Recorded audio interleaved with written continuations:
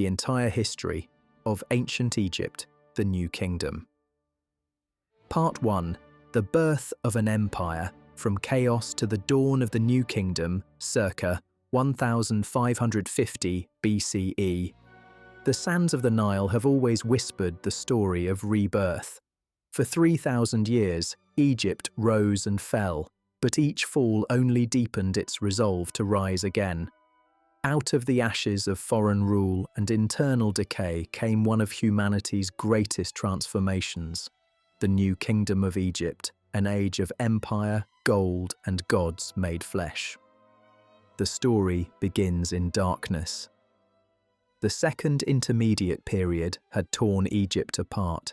The mighty pyramids of the Old Kingdom were ancient relics, their builders long forgotten. The once great Middle Kingdom had crumbled under the weight of weak rulers and invasion. From the north, foreign conquerors, the Hyksos, warriors from Western Asia armed with horse-drawn chariots and bronze weapons, had seized the Nile Delta. They ruled from the city of Avaris, their presence a humiliation to Egyptian pride. For over a century, Egypt was divided, the Hyksos in the north, and the last native kings clinging to power in Thebes, far to the south. But in that southern city, among the sandstone cliffs and fertile fields of Upper Egypt, the seeds of rebellion began to grow. A dynasty of Theban princes, men like Seqenenretau and Ahmose, waged war to drive out the foreigners. Their battles were brutal, their courage legendary. Ahmose fell in battle, but his brother's son, Ahmose I, would carry the torch of liberation. Around 1550 BCE, Ahmose led his army northward. He had studied his enemy well, mastering their chariot warfare and turning their own weapons against them.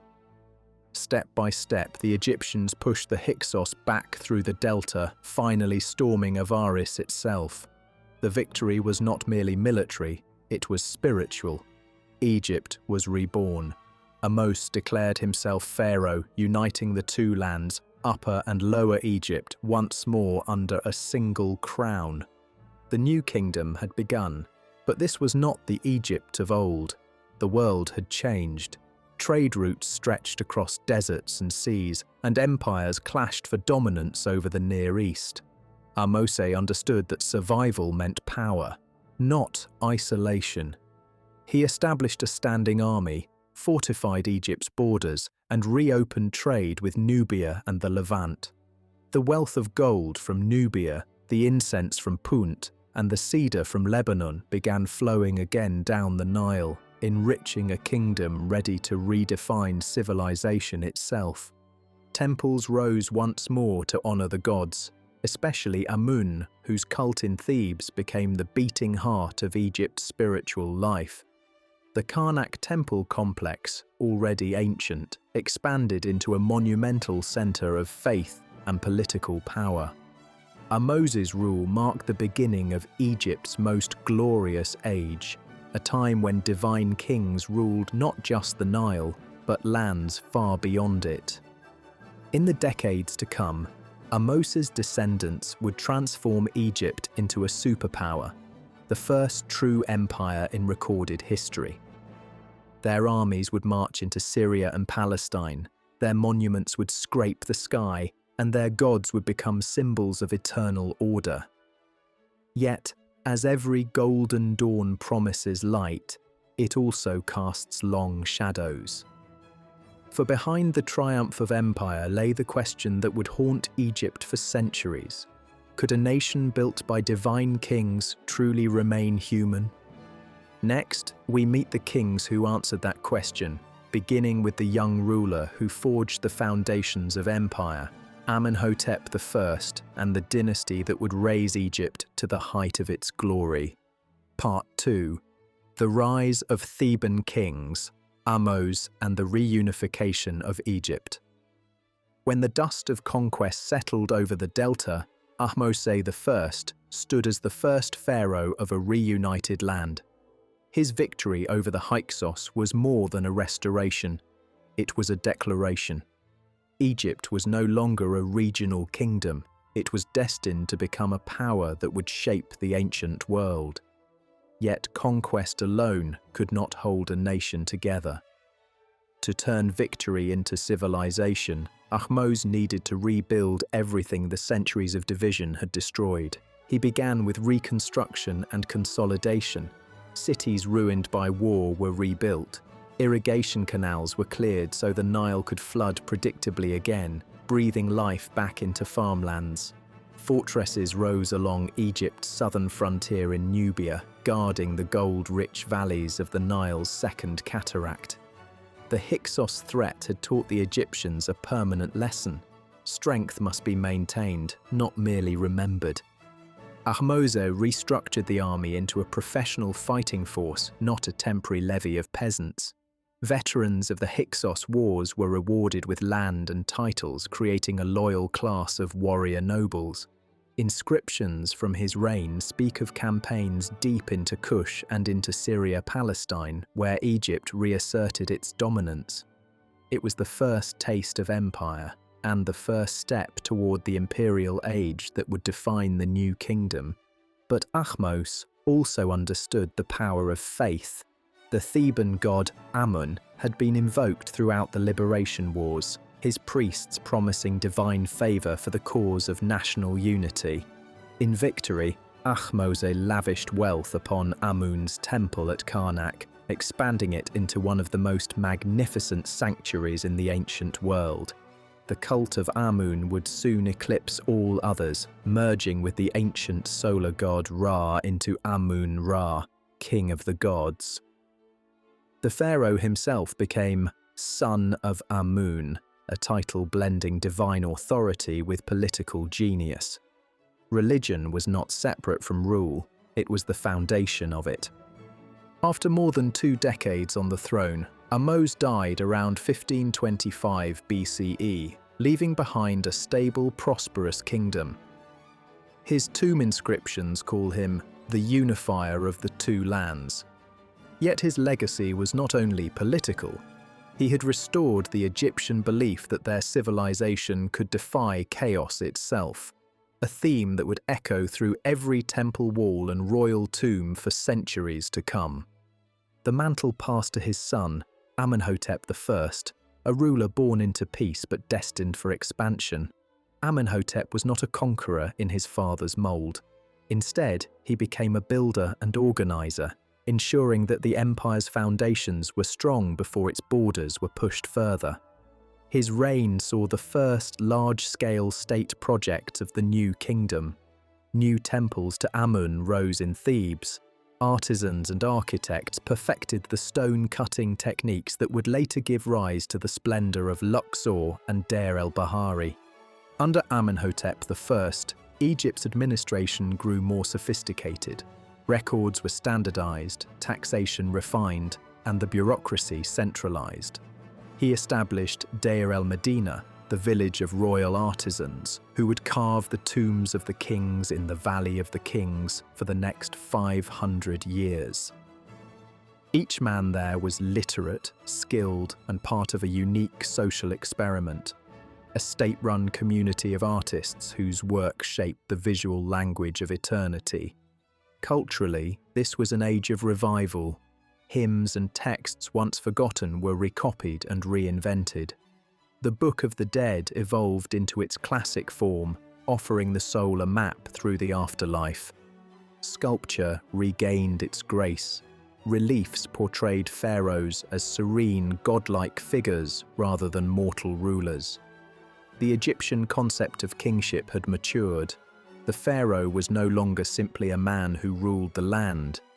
He was the living embodiment of Ma'at, the divine order that kept the universe from descending into chaos. Amenhotep's death marked another shift. With no surviving sons, power passed to his trusted general, Thutmose I, the founder of a new royal line. Thutmose would carry Egypt beyond its ancient frontiers, leading armies across deserts and rivers into lands no Egyptian king had ever seen.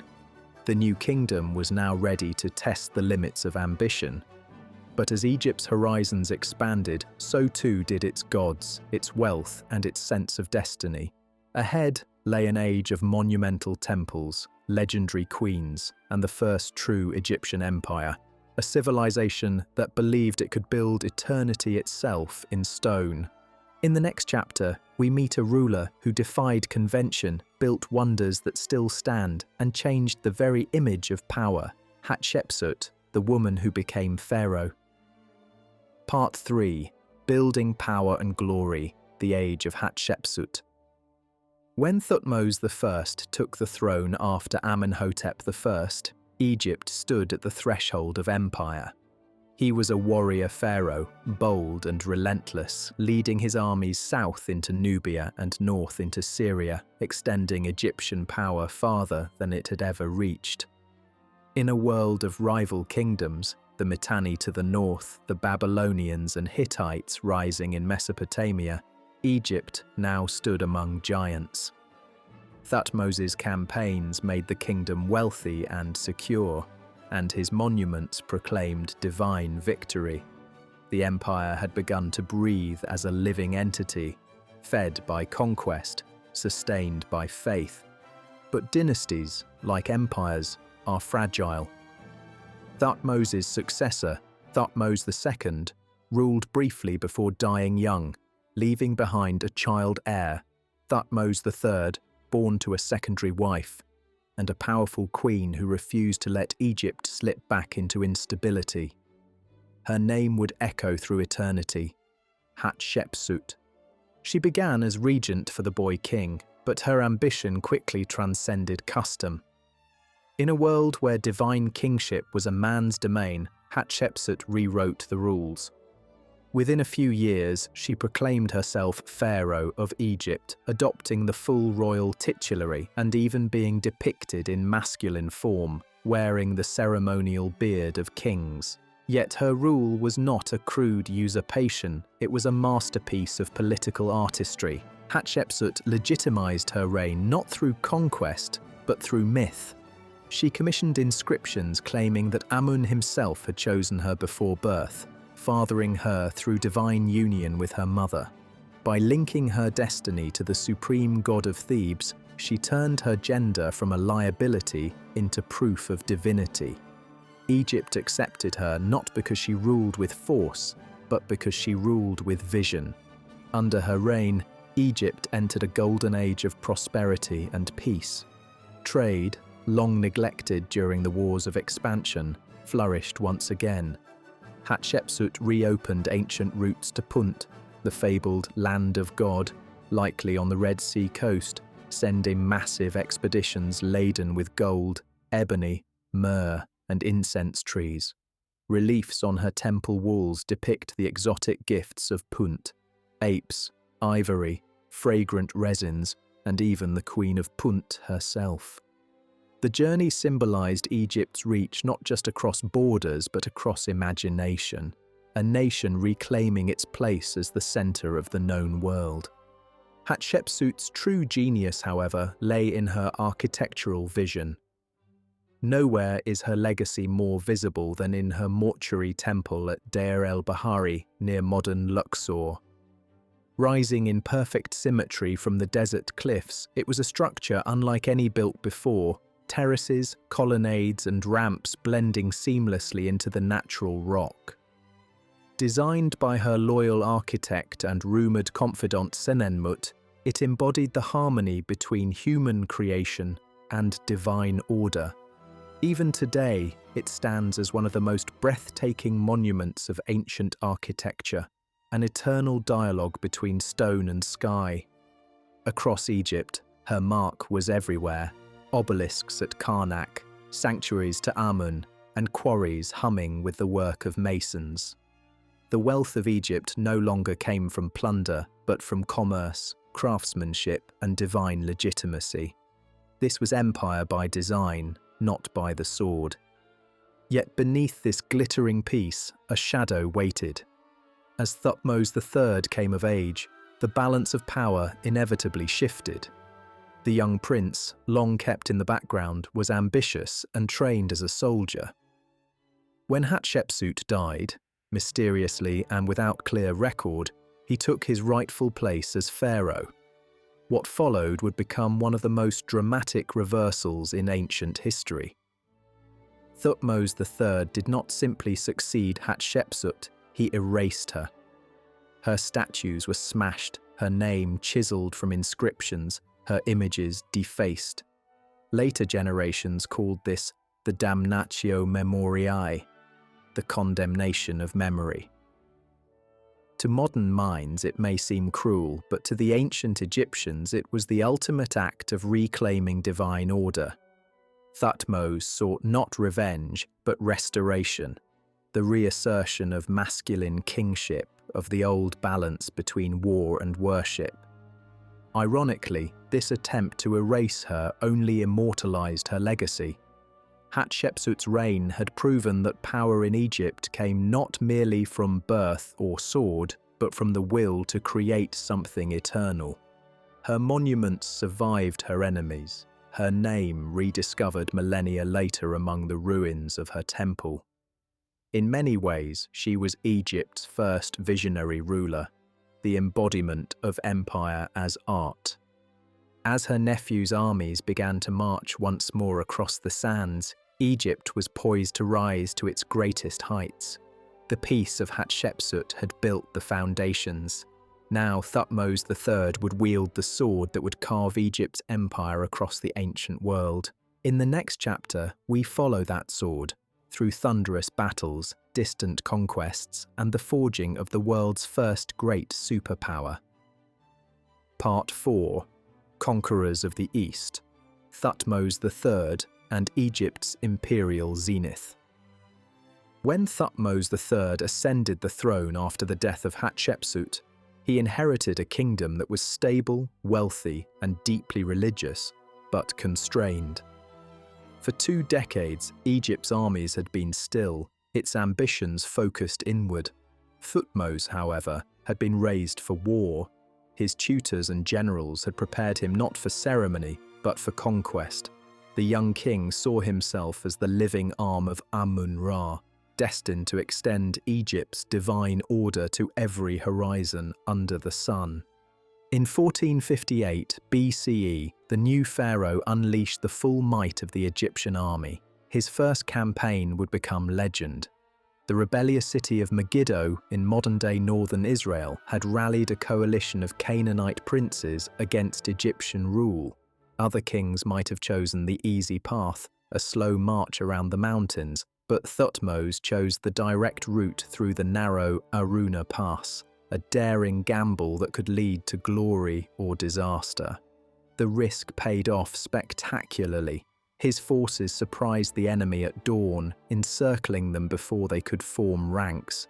The battle that followed was swift, decisive, and immortalized as the Battle of Megiddo, the earliest fully recorded military engagement in history. According to inscriptions carved at Karnak, Thutmose's victory was so complete that the enemy fled to the city's walls, leaving behind their chariots and armor. The Egyptian army laid siege for 7 months until Megiddo surrendered. Thutmose, ever the strategist, did not destroy the city. He forgave it, re-establishing loyalty through diplomacy rather than ruin. This was empire building with precision, a balance between terror and mercy, power and politics. Over the next 2 decades, Thutmose III would conduct 17 major campaigns into the Near East, from Syria to the banks of the Euphrates River. No Egyptian king before or after him would push the boundaries of empire so far.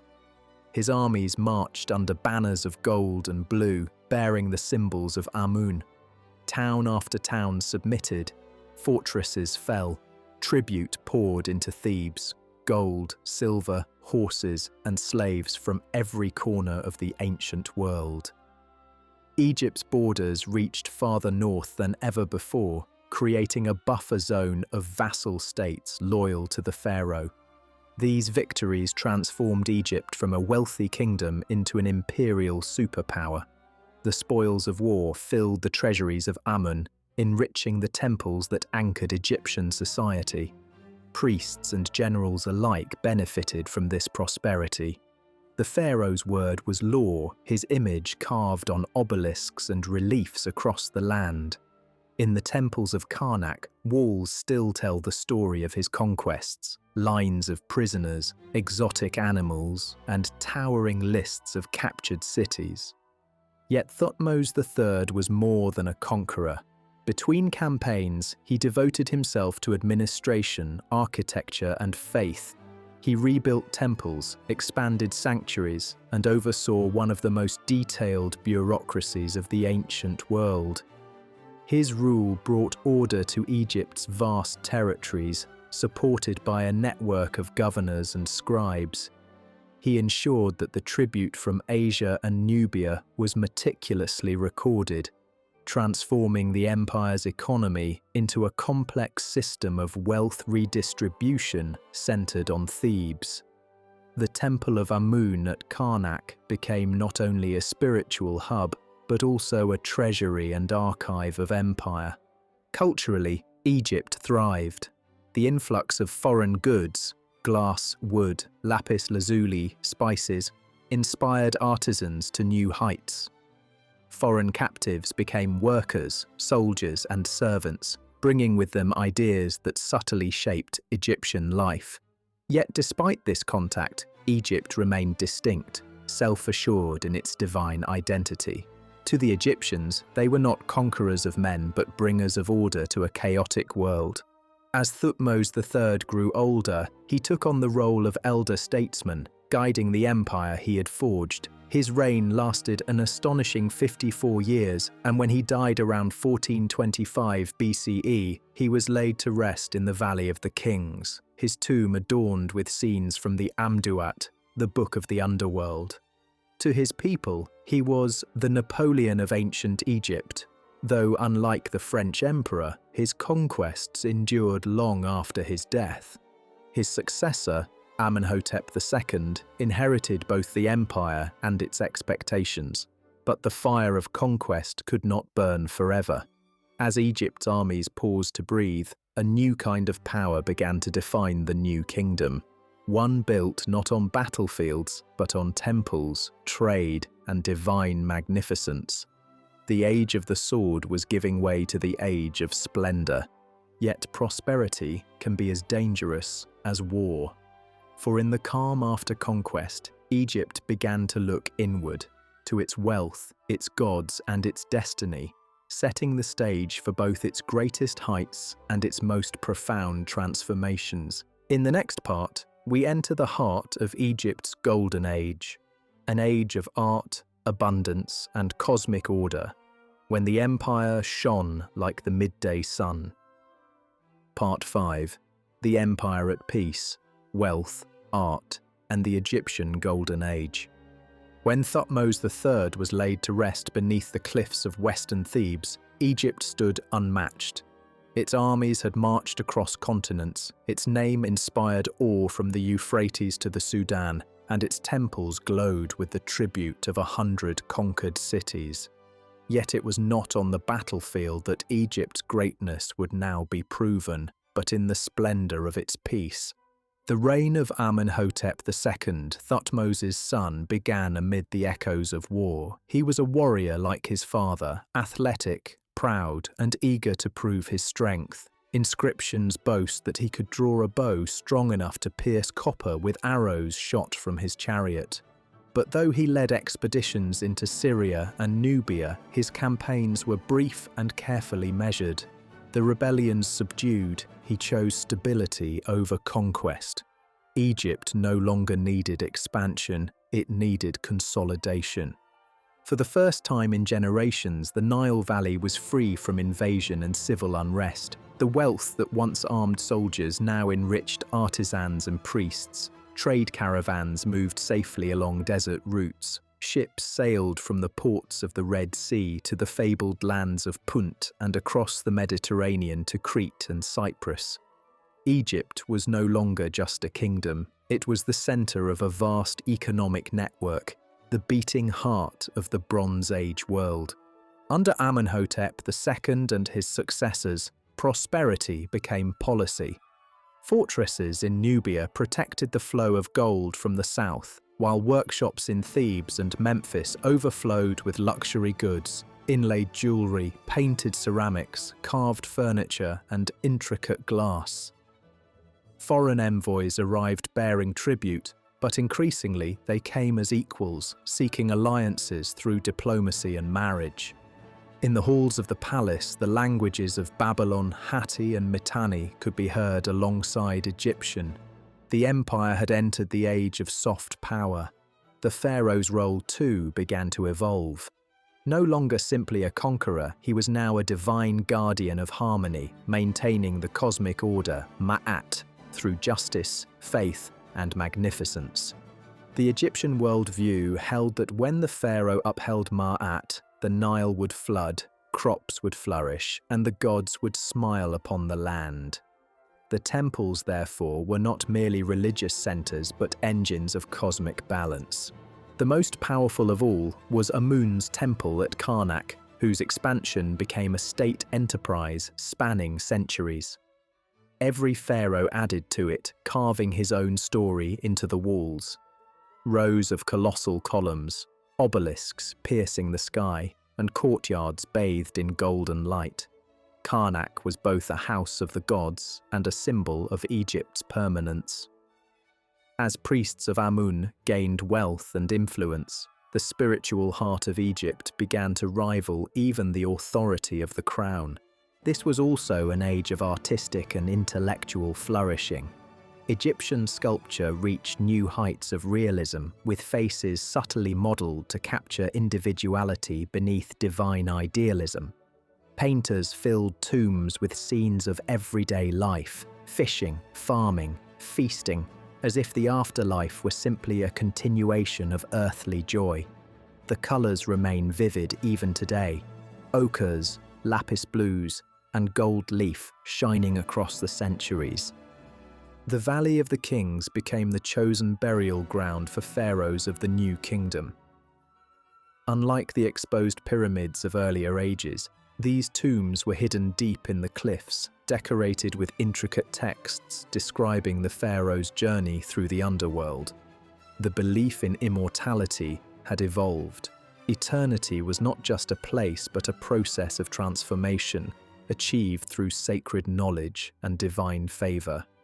As the generations passed, the Thutmose line continued, Thutmose IV and then his son, Amenhotep III, each inheriting a stronger, wealthier Egypt than before. Foreign powers now sent their daughters to marry Egyptian kings, seeking favour from the masters of the Nile. Diplomacy replaced domination, and the royal palaces of Thebes glittered with imported silver, ivory, and lapis from distant lands. To the Egyptians, this prosperity was proof that their gods had blessed them above all others.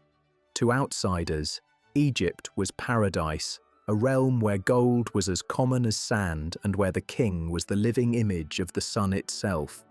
But beneath the perfection, quiet shifts were occurring. The priests of Amun, grown immensely wealthy from generations of royal patronage, now controlled lands, labour, and wealth rivaling the pharaoh's own. Power was concentrating in two hands, one divine, one mortal, and soon they would clash. As the new kingdom entered its most dazzling age, a single ruler would rise to embody its splendour. His reign would mark both the pinnacle and the beginning of transformation, an age of elegance so radiant it would leave shadows that endured for millennia.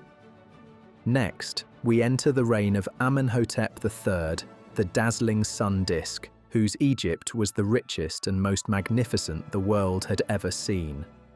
Part 6. Amenhotep III and the Age of Splendor. By the time Amenhotep III took the throne around 1390 BCE, Egypt was at its zenith, wealthy, unchallenged, and awash in divine self-assurance.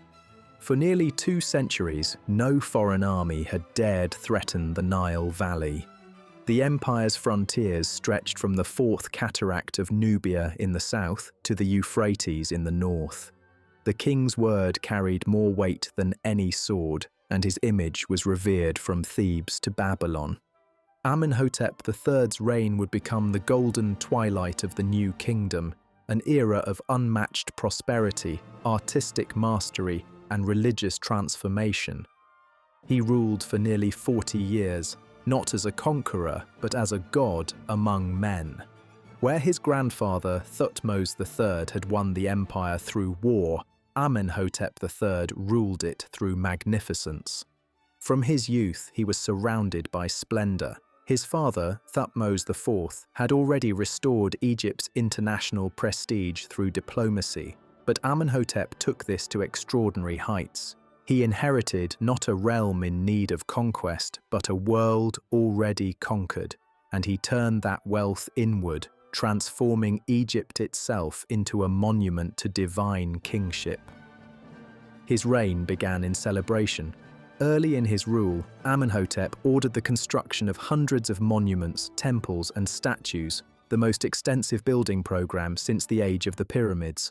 At Thebes, he expanded the Great Temple of Luxor, a site dedicated to the rejuvenation of kingship, connecting it with Karnak through the grand avenue of sphinxes. His mortuary temple on the west bank of the Nile was the largest ever built, guarded by two colossal seated statues of the pharaoh, the Colossi of Memnon. Each rises nearly 60 feet tall, carved from single blocks of quartzite transported hundreds of kilometers. Even today, they dominate the Theban plain, silent witnesses to a time when the pharaoh's image was indistinguishable from that of a god. Amenhotep III styled himself as the living sun, taking divine association to new levels. He celebrated 3 said festivals, jubilees traditionally held once every 30 years to renew a king's vitality. Within his lifetime, an unprecedented gesture of divine confidence. The imagery of his reign blended man and God until they became one. Reliefs show him worshipping himself as Aten, the solar disk, years before his son Akhenaten would make Aten the sole deity. Internationally, Egypt under Amenhotep III was the diplomatic hub of the ancient world. The Amarna letters, clay tablets written in Akkadian and discovered centuries later, record correspondence between Amenhotep and the rulers of Babylon, Mitanni, and Hatti. These letters reveal a world governed not by conquest but by prestige. Foreign kings addressed Amenhotep as brother, a term reserved for equals, and sent gifts of gold, lapis, and horses in hopes of Egyptian favor. Royal marriages sealed alliances, and foreign princesses joined his vast court at Thebes. Within Egypt, luxury reached new heights. Gold flowed from Nubia, craftsmen produced masterpieces of jewelry and sculpture, palaces gleamed with faience tiles and frescoes depicting lilies, papyrus, and swimming birds, scenes of abundance symbolizing eternal life. Amenhotep's reign defined the aesthetic we now recognize as classical Egyptian art. Serene faces, flowing lines, and balance between grandeur and grace. But beneath this radiance, quiet change stirred. The cult of Amun, enriched by generations of royal devotion, had become immensely powerful. The high priests of Thebes controlled vast estates, thousands of laborers, and immeasurable wealth. In effect, they ruled a kingdom within the kingdom.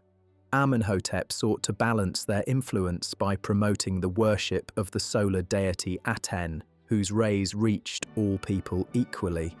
It was a subtle shift, not rebellion, but reform, laying the theological groundwork for a revolution that would soon shake Egypt to its core. Even as divine imagery multiplied, Amenhotep's rule remained grounded in stability. His queen, Tia, was one of the most influential women in Egyptian history. Not born of royal blood, she rose to become his chief consort and closest advisor, often depicted beside him as an equal. Tia's intelligence and political acumen extended Egypt's diplomacy and strengthened its administration. Their partnership symbolized a maturing royal ideology. one that viewed divine kingship as both majestic and human. Toward the end of his reign, Amenhotep withdrew increasingly into ritual and religion. He ordered statues depicting himself as the sun god in youthful perfection, even as he aged. His mortuary temple was intended as a place not of mourning but of eternal celebration, a theatre of immortality. When Amenhotep III died around 1353 BCE, Egypt stood at its most radiant point. The empire was rich, the gods honoured, and art divine. Yet in that perfection lay fragility. For his successor, his own son, would take his father's flirtation with the sun god Aten and turn it into a revolution, one that would shatter Egypt's traditions and nearly unmake its soul. In the next chapter, we witness that upheaval, a pharaoh who defied centuries of belief, declared war on the gods of his ancestors, and changed Egyptian civilization forever. Akhenaten, the Heretic King. Part 7. The Heretic Pharaoh, Akhenaten and the Amarna Revolution. When Amenhotep IV ascended the throne around 1353 BCE, Egypt glimmered with divine confidence. His father, Amenhotep III, had ruled an empire of unimaginable wealth and beauty. The temples of Amun dominated Thebes, and the pharaoh's divinity was celebrated as eternal truth. Yet beneath this golden surface, the seeds of spiritual unrest had begun to grow, seeds that the young king would nurture into one of the most radical revolutions in ancient history. Amenhotep IV was not content to reign in the shadow of his father or the priests of Amun. From the beginning, his vision was different, more austere, more personal, and more absolute. He believed that the universe revolved not around the multitude of gods, but around a single divine power, Aten, the visible sun disk. Where Amun had been hidden, mysterious, and confined within temple sanctuaries, Aten was open, radiant, and universal. The light of the sun, shining on all people alike, became the new face of God. In his 5th year on the throne, the king changed his name to Akhenaten, meaning effective for Aten. It was more than a name, it was a declaration of revolution. Akhenaten proclaimed that Aten alone was the source of life, and that he, the pharaoh, was Aten's only representative on earth. This doctrine swept aside 2,000 years of Egyptian tradition in a single stroke. The temples of Amun were closed, their priests stripped of power, their names chiseled from monuments. Offerings that once fed hundreds of gods were now reserved for a single solar deity. The religious upheaval was unlike anything Egypt had ever seen. In place of the crowded pantheon of Osiris, Isis, Horus, and Amun, there was now only light. The hymns to Aten celebrated the rising sun as creator of all. When you rise, all life awakens. When you set, all dies. It was a faith both poetic and severe, a theology without mythology, a god without face or form. But Akhenaten's revolution was not confined to religion. It was architectural, artistic, and ideological. Abandoning Thebes and its priests, he built an entirely new capital city in Middle Egypt, Akhenaten, the horizon of the Aten, known today as Amarna. Rising from desert cliffs overlooking the Nile, it was unlike any city Egypt had known. Open courtyards filled with sunlight, temples roofless to the sky, palaces adorned with vibrant frescoes of flowers, birds, and rivers. Life at Amarna centered around the royal family, who became living embodiments of divine creation. Art itself transformed under Akhenaten's rule. The rigid, idealized forms of earlier ages gave way to naturalism and intimacy. Reliefs showed the royal family in tender poses, Akhenaten embracing his wife Nefertiti, playing with their daughters beneath the rays of Aten. The king's features were elongated, his body strangely androgynous, his belly full, his limbs slender. Whether symbolic of divine duality or a true depiction of his appearance, it was a radical break from the sculpted perfection of the past. Nefertiti emerged as an extraordinary figure in this new vision. More than a queen, she was depicted as the pharaoh's equal, her image carved beside his in temples and monuments. Together, they represented the masculine and feminine aspects of creation under the light of Aten, a divine partnership unlike any other in Egyptian history. For a brief moment, the dream of Amarna shone with blinding brilliance. But revolutions, even divine ones, burn fast. The closure of temples crippled the economy, as the wealth of Amun's priesthood had long sustained Egypt's vast religious bureaucracy. The common people, bound by generations of devotion to their traditional gods, could not easily abandon them. While Akhenaten celebrated Aten in his sunlit courtyards, unrest grew beyond the desert horizon. Diplomatic letters from the period, the Amarna letters, reveal the cracks forming in Egypt's empire. Vassal states in Syria and Canaan begged for aid as enemies advanced, but their pleas went unanswered. Akhenaten's gaze remained fixed on his new city and his god, while Egypt's outer provinces slipped from control. By the time of his death around 1336 BCE, the empire his forefathers had built was fraying at the edges. The temples of Aten stood majestic but empty, their ideology too fragile to survive without the will of the king. His successors would inherit not divine light but political chaos. Yet Akhenaten's revolution left a permanent scar and a memory that would outlast its failure. In his vision of one god encompassing all creation, modern scholars see a faint echo of monotheism, an idea that would resurface in other lands and other ages. Though his name was nearly erased from history, his radical faith still fascinates as the boldest spiritual experiment of the ancient world. When Akhenaten's sun finally set, Egypt yearned for restoration, for the familiar gods, the old order, and the stability that had once defined its greatness. From the ruins of Amarna would rise a child king destined to become immortal, Tutankhamun. Part 8. The Return to Order, Tutankhamun and the Fall of Amarna.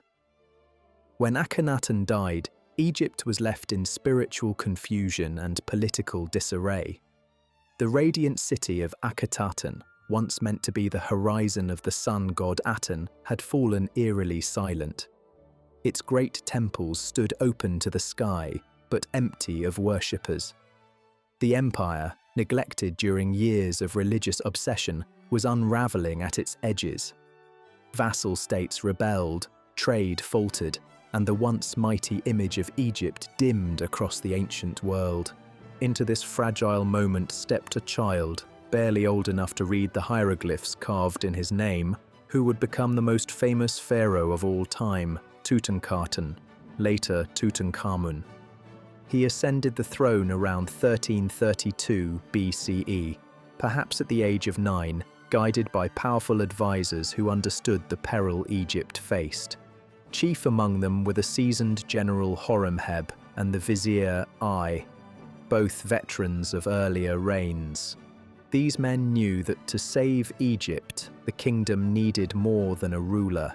It needed its gods back. Under their direction, the court began to reverse Akhenaten's revolution. The young pharaoh changed his name from Tutankhaten, living image of Aten, to Tutankhamun, living image of Amun. The symbolic act was a declaration to the nation. The old gods had returned. The temples of Amun were reopened, their priests restored to power, and the abandoned capital at Amarna was deserted. The royal court moved back to Thebes, where incense once again rose before the towering columns of Karnak. The restoration of the gods was also the restoration of Egypt's identity.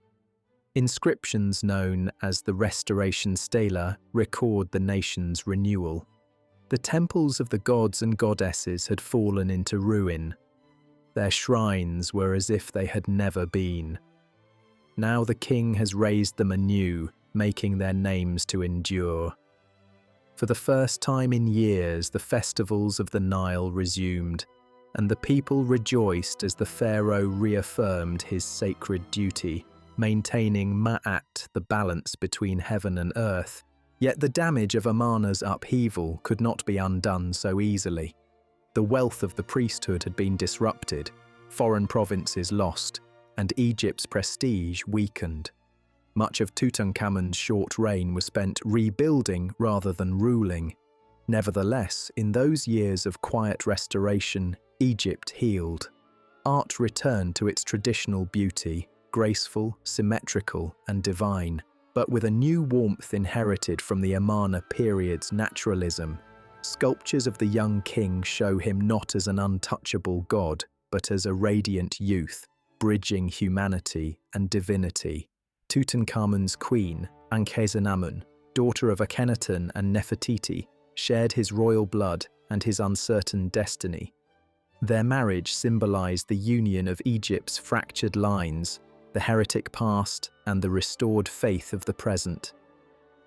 Together, they presided over a kingdom struggling to remember its greatness. But fate would grant them little time. Tutankhamun died suddenly around 1323 BCE at about 19 years of age. His death remains one of history's enduring mysteries. Whether illness, accident, or conspiracy, the cause is uncertain. What is known is that his burial, hurried and modest by royal standards, would one day become the most famous archaeological discovery in the world.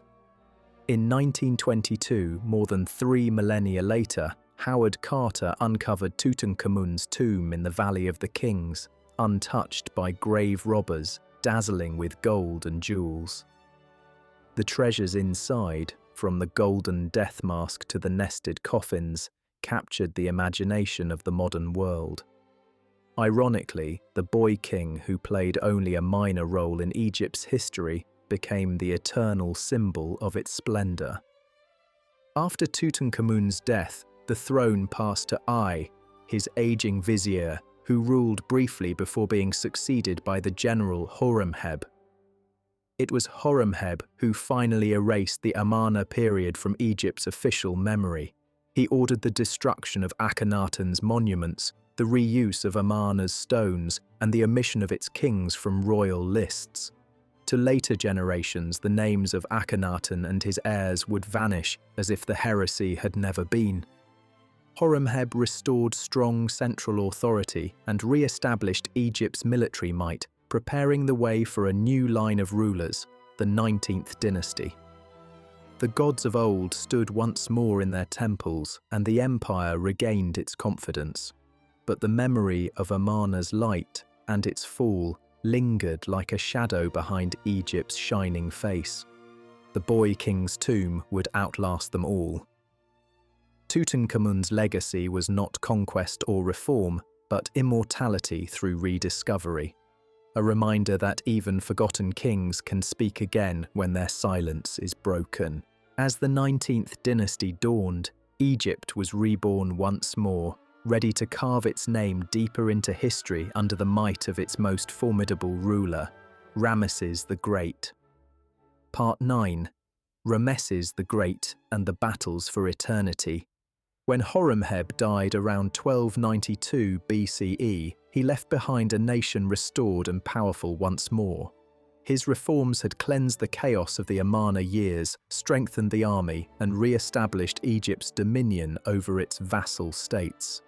Yet, Horemheb died without an heir, passing the throne to his vizier, Paramessu, a man of military skill and political wisdom. Taking the throne name Ramesses I, he founded a new royal line, the 19th dynasty, a family destined to rule Egypt's last great age of empire. Ramesses I reigned only briefly, succeeded by his son Seti I, who embodied the old warrior spirit of Thutmose III. Seti marched north, reconquering territories in Syria and Canaan that had slipped away during the turmoil of the previous century. His campaigns restored Egyptian authority across the Levant, and his victories were immortalized in vivid reliefs at Abydos and Karnak, where the pharaoh is shown smiting enemies beneath the gaze of the gods. Under Seti's firm rule, Egypt regained its stature as a superpower, but it was his son, Ramesses II, who would later be known as Ramesses the Great, who transformed Egypt's might into legend. Ascending the throne around 1279 BCE, Ramesses II was still in his mid-20s. He would rule for an astonishing 66 years, a span so long that many of his subjects were born, lived and died during his reign. His ambition matched his longevity. Ramesses sought not just to rule Egypt, but to eternalize it, to carve his name and image so deeply into the land that time itself could not erase him. In the early years of his reign, Ramesses turned his eyes northward to the old battlefield of the empire, Syria, where Egypt's ancient rival, the Hittite Empire, had risen in strength. Both powers sought control of the strategic city of Kadesh on the Orontes River, a prize whose possession would decide the balance of power in the Near East. In 1274 BCE, Ramesses led his forces north in a grand campaign that culminated in the Battle of Kadesh, one of the largest chariot battles in history, involving over 5,000 chariots. The pharaoh's own inscriptions, carved on the walls of temples from Abu Simbel to Luxor, describe the battle in heroic detail.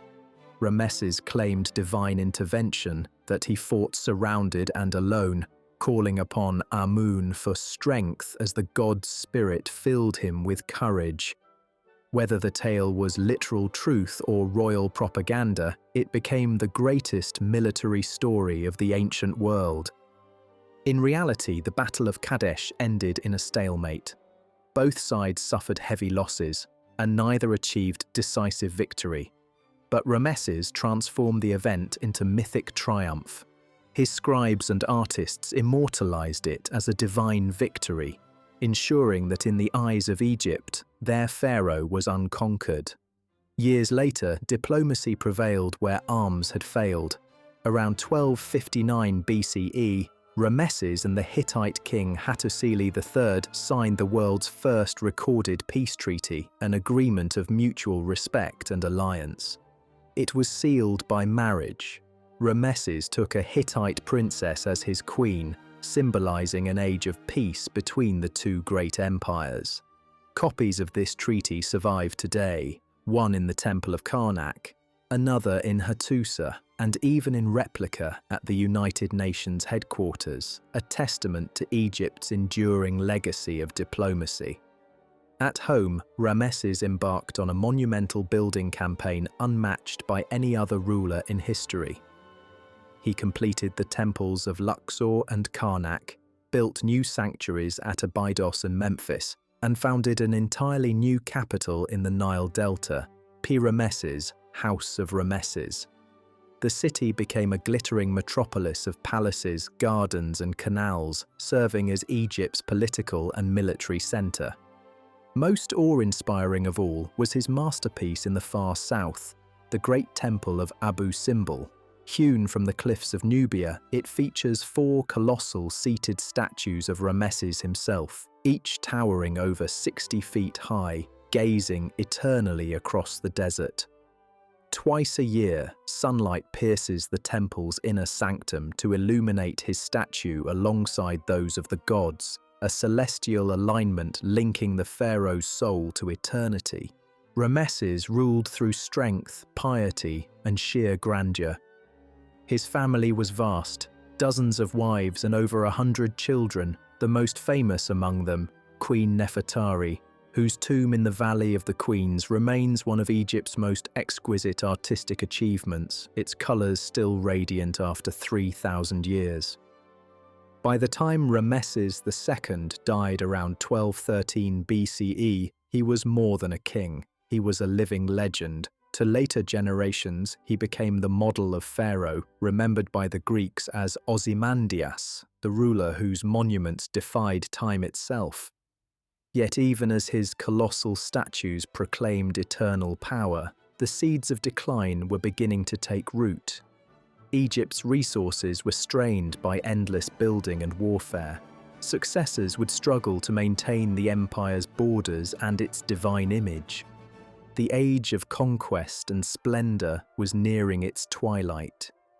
In the next and final chapter, we watch the sunset of the New Kingdom, an empire of gods and kings slowly fading into the sands of history, leaving behind the eternal echo of its greatness. Part 10. The Sunset of Empire, Decline, Legacy, and the End of the New Kingdom. When Ramesses the Great was finally laid to rest in his vast tomb in the Valley of the Kings, Egypt stood at the height of its monumental glory, but the empire's golden light was beginning to dim. Behind the facade of divine permanence, cracks had begun to appear. The empire that had once stretched from the Euphrates to the Fourth Cataract now faced enemies without and erosion within. The sunset of the New Kingdom would unfold slowly, with beauty and tragedy intertwined, like the dying glow of the sun over the Nile. The long reign of Ramesses II had exhausted Egypt's wealth. His successors inherited magnificent monuments, but also a drained treasury and an aging bureaucracy. His immediate heir, Merneptah, spent much of his reign defending Egypt's borders against the Libyans to the west and the mysterious raiders known as the Sea Peoples, who swept across the Mediterranean, destroying kingdoms in their path. Merneptah's victory stele, now in the Cairo Museum, records his triumph over these invaders and contains the earliest known reference to a people called Israel, carved among the names of conquered tribes. But the very need for such wars revealed how fragile Egypt's stability had become. The later Ramesside kings, who bore the same illustrious name as their ancestor, struggled to uphold his legacy. They built less, conquered little, and faced rising internal unrest. Climate fluctuations and poor harvests brought famine to the Nile Valley, while foreign trade routes collapsed under the chaos of the wider Late Bronze Age collapse. The once mighty Hittite Empire fell, cities across the Near East burned, and even mighty Mycenae crumbled. Egypt survived this cataclysm, but only just, battered, impoverished, and increasingly isolated. During the reign of Ramesses III, circa 1186 to 1155 BCE, Egypt made its last great stand as an imperial power. Ramesses III was a warrior in the image of his forefathers. In inscriptions at Medinet Habu, his mortuary temple near Thebes, he recorded fierce battles against the Sea Peoples who attempted to invade by both land and sea. His navy, shown in dramatic reliefs, engaged them in the delta's waterways, defeating them in one of history's first recorded naval battles. Egypt endured, but the cost was immense. After these victories, the pharaoh's energy turned inward to temples and ritual.